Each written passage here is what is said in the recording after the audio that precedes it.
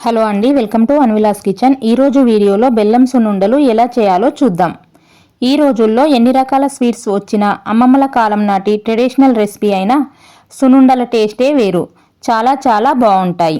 ఇవి రోజుకొకటి తిన్నారంటే పిల్లలు బలంగా అవుతారు, ఆడవాళ్ళలో నడుము నొప్పులు రాకుండా ఉంటాయి. వీటిని ఈజీగా ఎలా చేయాలో చూద్దాం.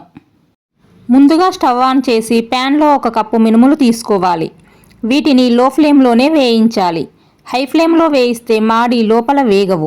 లో ఫ్లేమ్లోనే ఇలా కలుపుతూ నిదానంగా 10-15 నిమిషాలు వేయిస్తే గింజ లోపలి వరకు వేగి సున్నుండలు టేస్ట్ బాగుంటాయి.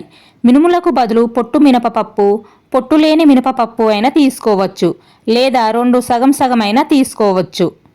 ఒకసారి ఇవి వేగాయో లేదో చెక్ చేసుకోవాలి.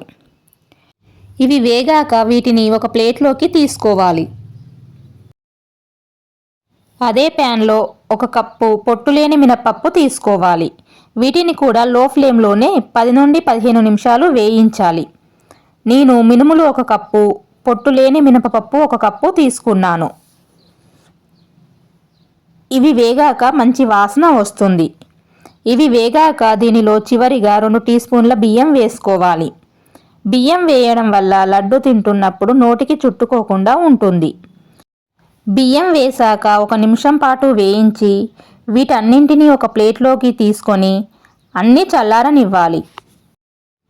ఇవన్నీ చల్లారాక ఒక మిక్సీ జార్లో వేసి మరీ మెత్తగా కాకుండా కొంచెం బరకగా పొడి చేసుకోవాలి.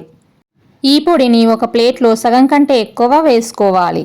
కొంచెం పొడిని మిక్సీ జార్లోనే ఉంచి దానిలోనే 2 కప్పుల బెల్లం తురుమును వేయాలి. మీరు స్వీట్ ఎక్కువగా తినేవారైతే ఇంకాస్త బెల్లాన్ని వేసుకోవచ్చు. దీన్ని మెత్తగా గ్రైండ్ చేసుకోవాలి. ఓన్లీ బెల్లం మాత్రమే వేసి మిక్సీ పడితే బెల్లం ముద్ద ముద్దగా అవుతుంది. ఈ విధంగా పడితే పొడి పొడిగా అవుతుంది. ఈ పొడిని అంతా కలుపుకోవాలి.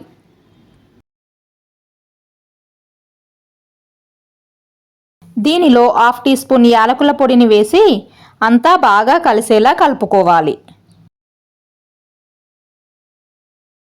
స్పూన్తో కంటే చేయితో అయితే బాగా కలుస్తుంది. చేయితో కలుపుకోవాలి. ఇప్పుడు 1 కప్పు నెయ్యిని వేడి చేసి తీసుకోవాలి. నెయ్యి మొత్తం ఒకేసారి వేయకుండా ఇలా కొద్ది కొద్దిగా వేస్తూ ఉండలు చుట్టుకోవాలి. మొత్తం నెయ్యిని ఒకేసారి వేస్తే పిండి ఎక్కువ నెయ్యిని పీల్చుకుంటుంది. ఈ విధంగా కొద్ది కొద్దిగా నెయ్యి వేస్తూ అంతా కలిసేలా కలుపుకొని ఉండలు చుట్టుకోవాలి.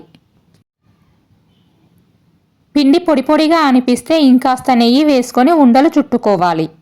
మీరు కూడా ఈ హెల్దీ సున్నుండలను ట్రై చేసి ఎలా వచ్చాయో కామెంట్ చేయండి.